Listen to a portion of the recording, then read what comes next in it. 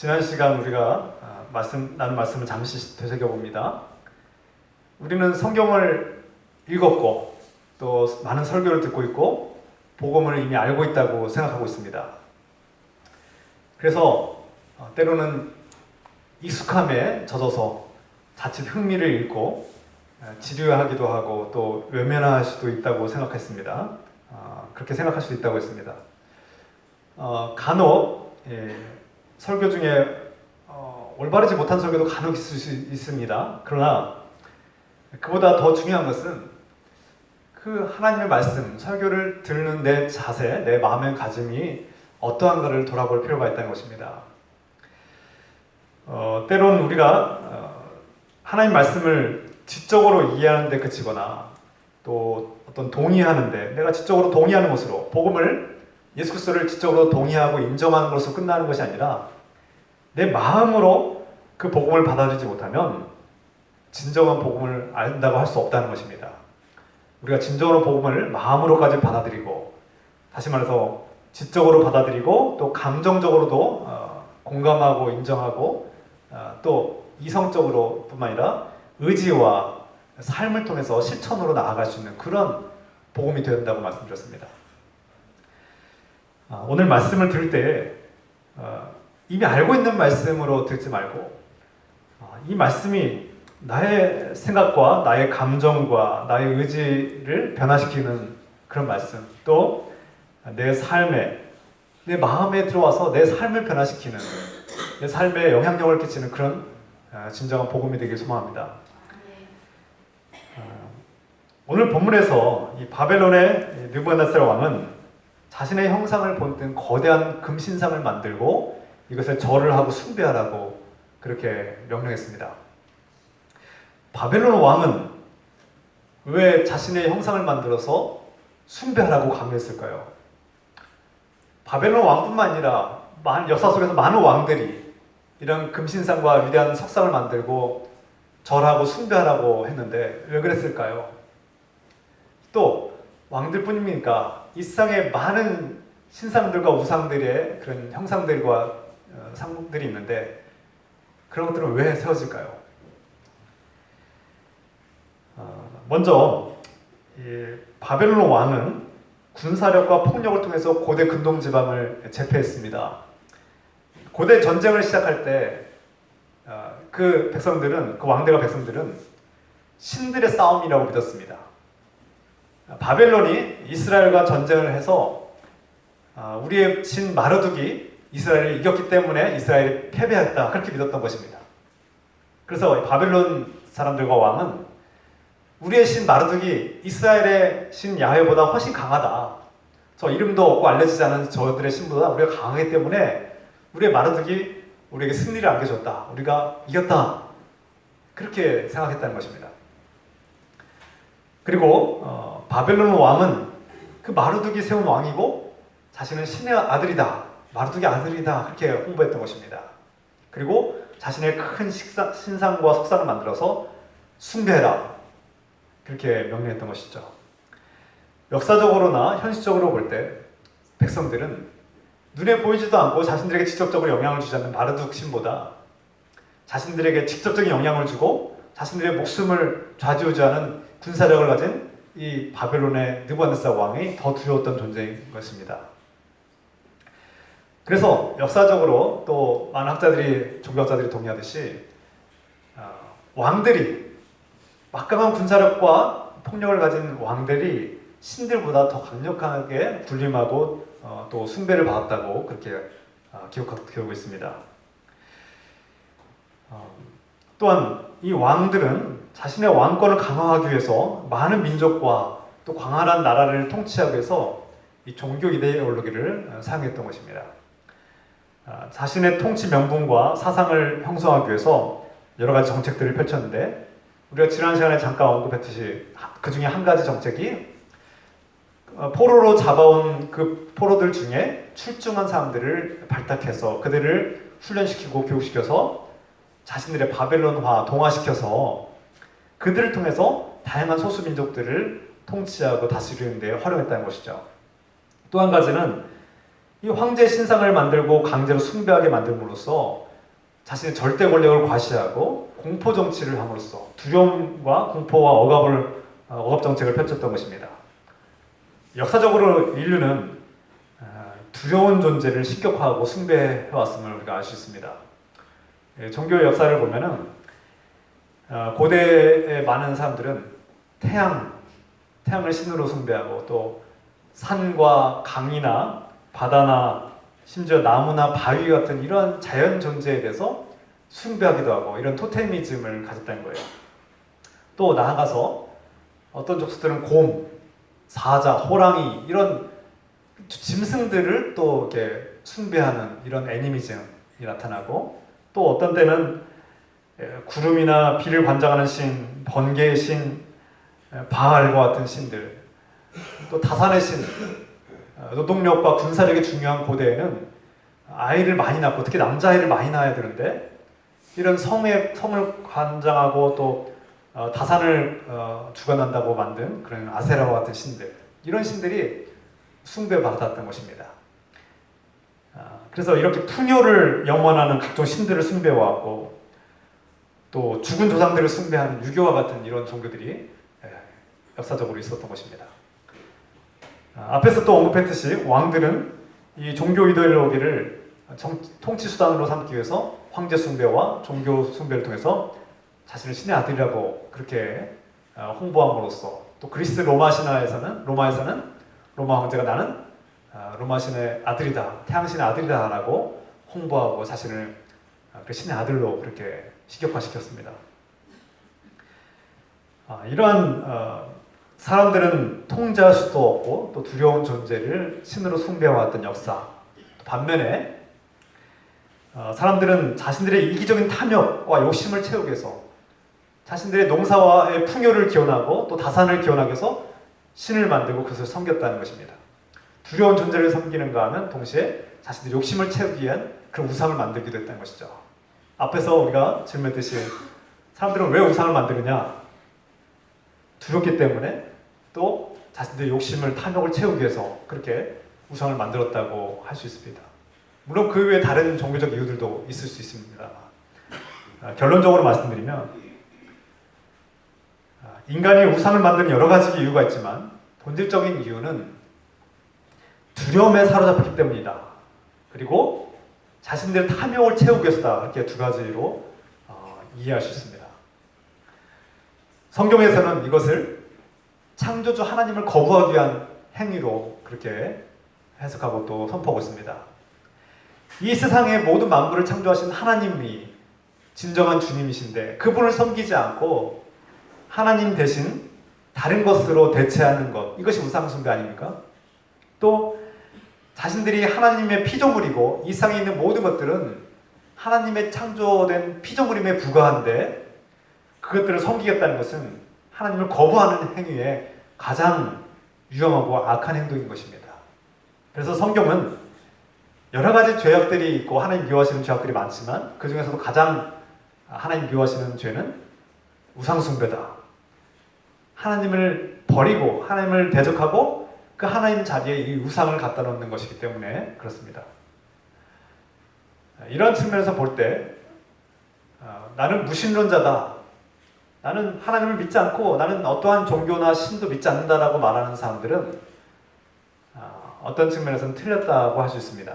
왜냐하면 하나님 대신 다른 것을 믿고 다른 것을 숭배하고 자신들이 세운 기준과 가치관과 자신들의 사상과 신념을 따르기 때문에 그렇습니다.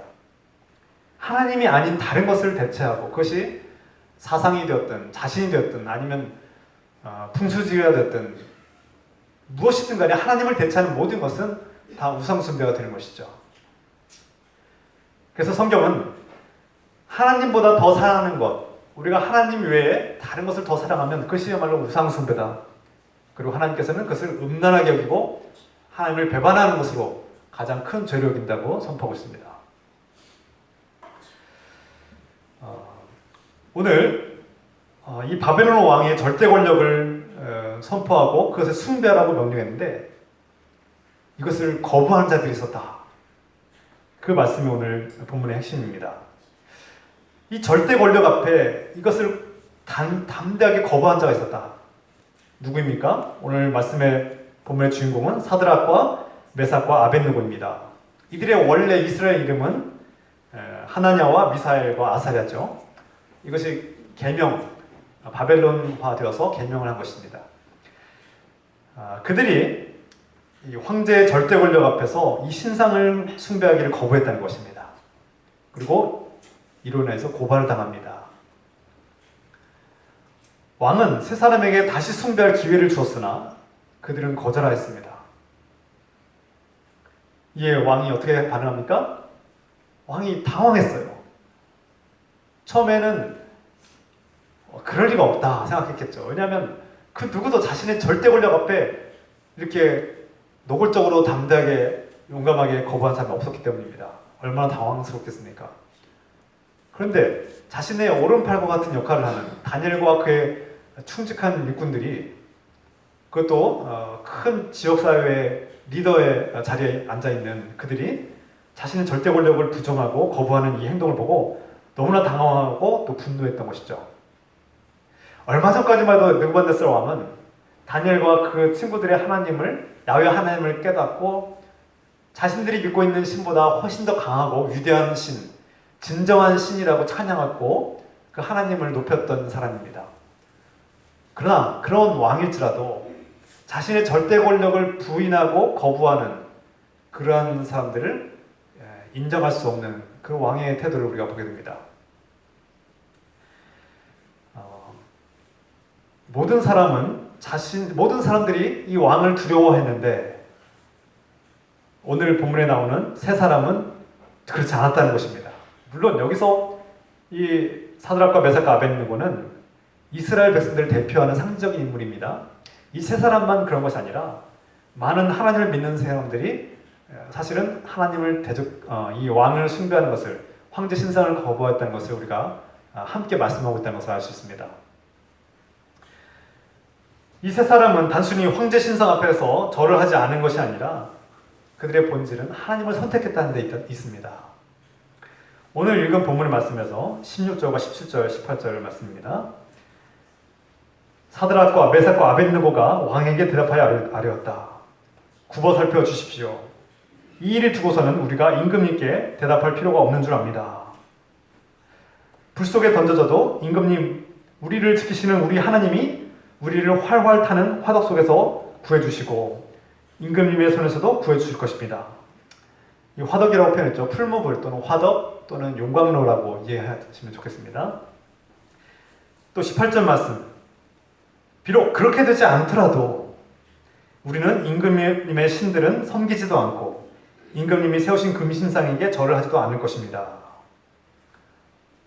이 다니엘의 세 친구들은 비록 하나님께서 우리를 구원해 주실 것이다.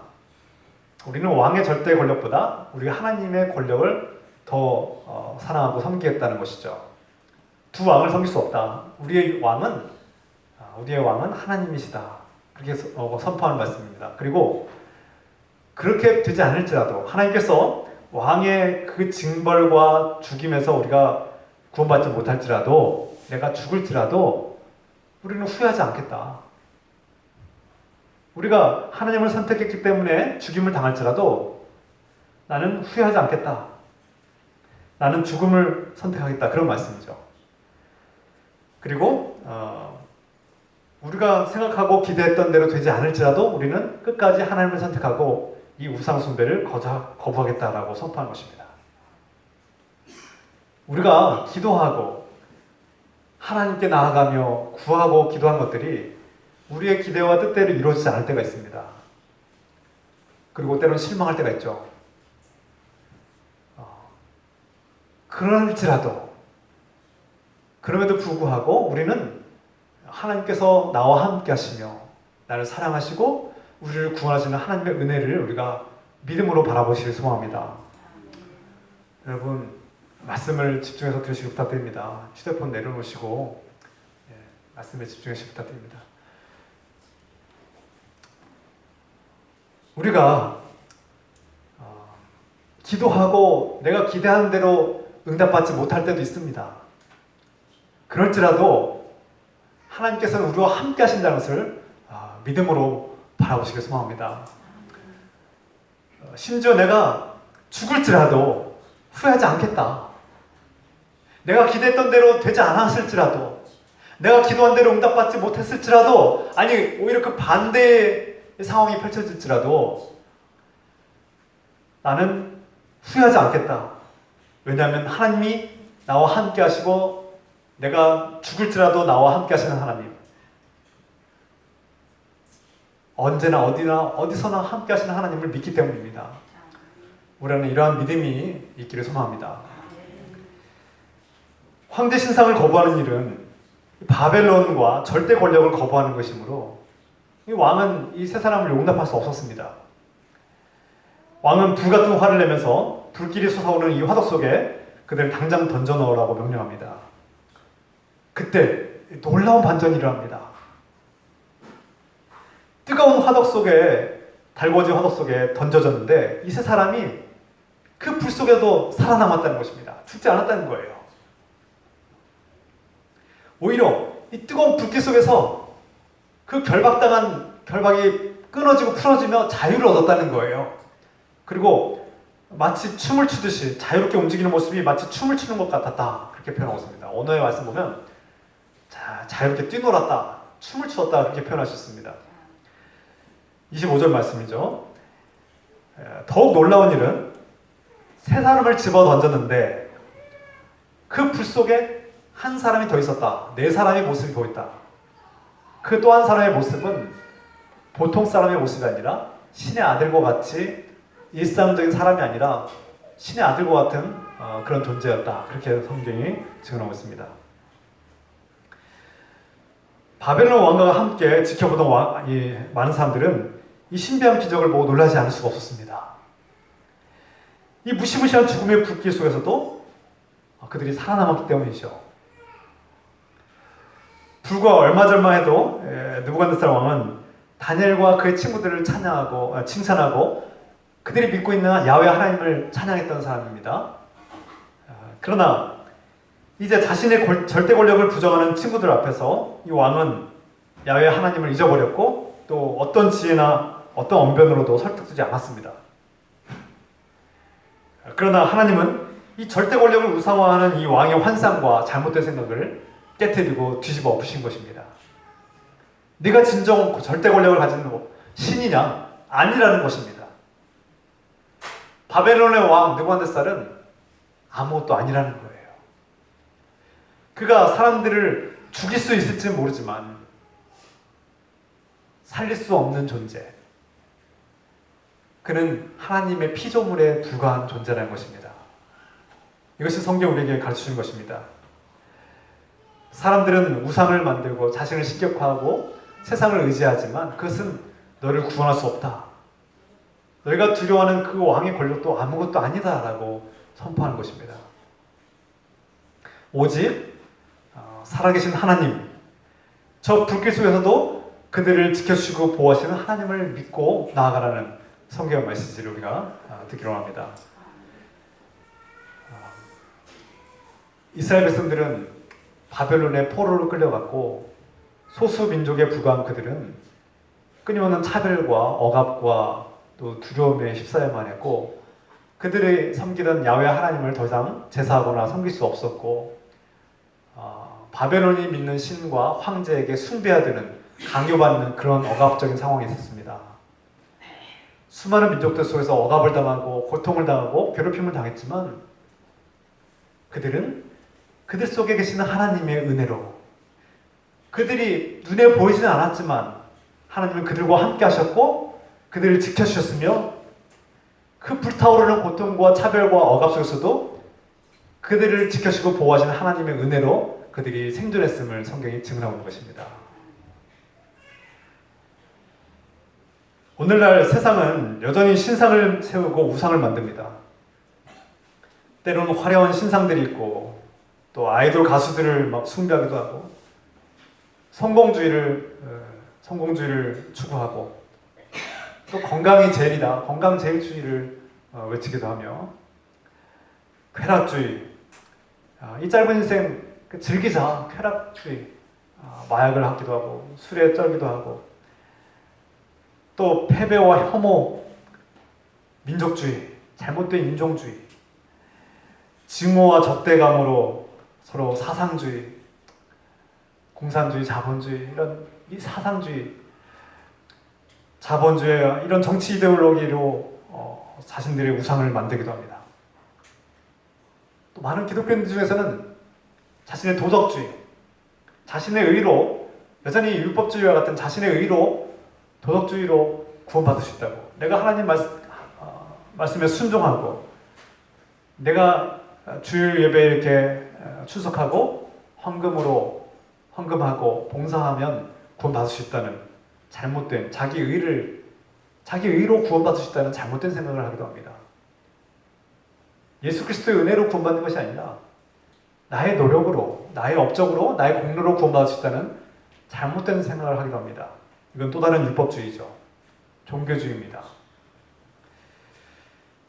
우상들은 이를 숭배하는 사람들을 위협하고 협박하고 또 불안과 공포를 조장하고 또 사람들을 거짓으로 속이고 그들을 착취합니다.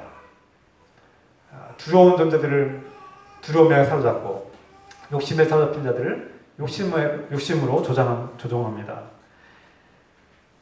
그리고 자신들이 세운 우상을 숭배하고 다양한 방법으로 강요합니다. 그러나 우리는 사드락과 메삭과 아벳느고처럼 무엇이 우상 숭배인지를 분별하고 이 시대에 무엇이 하나님 자리에 앉아있고 하나님 자리를 대체하는지를 우리가 분별하고 지혜와 능력으로 말씀으로 우리가 우상을 거부해야 합니다. 하나님보다 더 우선순위로 하나님보다 더 사랑하는 것들이 우리 안에 있는지 점검합시다. 내가 하나님을 믿는다고 하면서도 하나님보다 더 우선하는 것들이 무엇입니까? 만약 그런 것들이 있다면 그것은 우상입니다. 하나님을 선택하는 일엔 용기가 필요합니다. 하나님을 선택하면 바벨론 왕과 같은 두려운 존재들이 우리를 위협하고 협박하기 때문이죠. 우상을 거부하면 이 화덕과 같은 무섭고 두려운 고난에 던져질 때도 있습니다. 내가 하나님을 믿는다고 고백하는 순간, 내가 예수 그리스도를 따르는 제자라고 고백하는 순간 때로는 원치 않는 무서운 이런 불길 같은 고난이 우리에게 닥쳐올 때도 있습니다. 내가 하나님을 믿기 때문에, 기독교인이기 때문에 거래처로부터 단절되거나 외면당할 때도 있습니다. 손해를 봐야 될 때도 있습니다.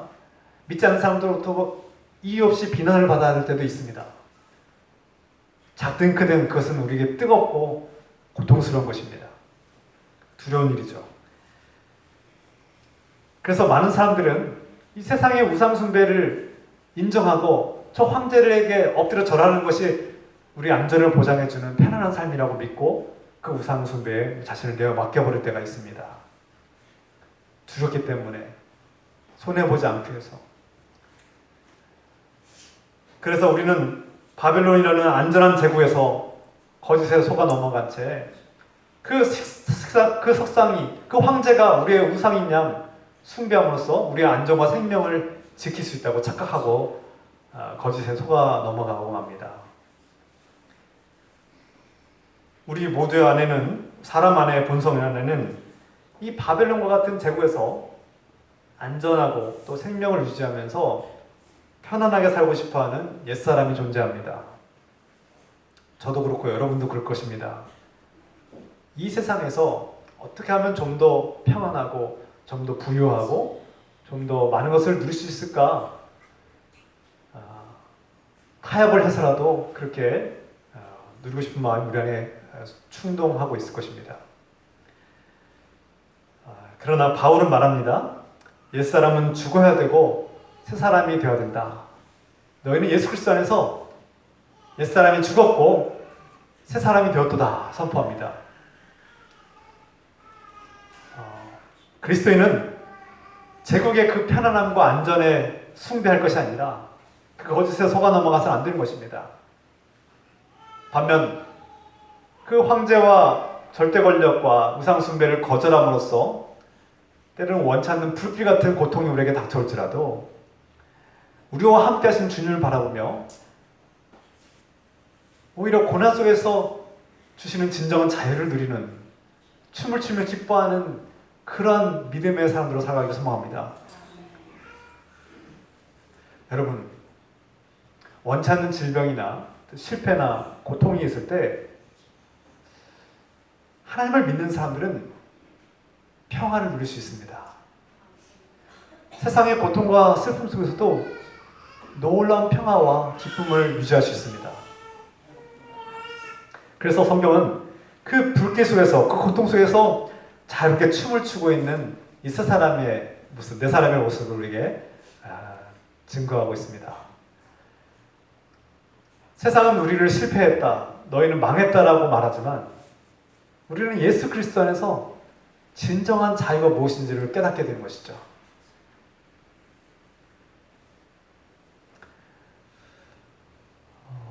바벨론에 사는 사람들은, 하나님의 자녀들은 바벨론에 살지라도 이 세상의 우상 숭배를 거부함으로써 때로는 푸른 물에 던져질 때도 있다고 했지만 두려워해서는 안 됩니다.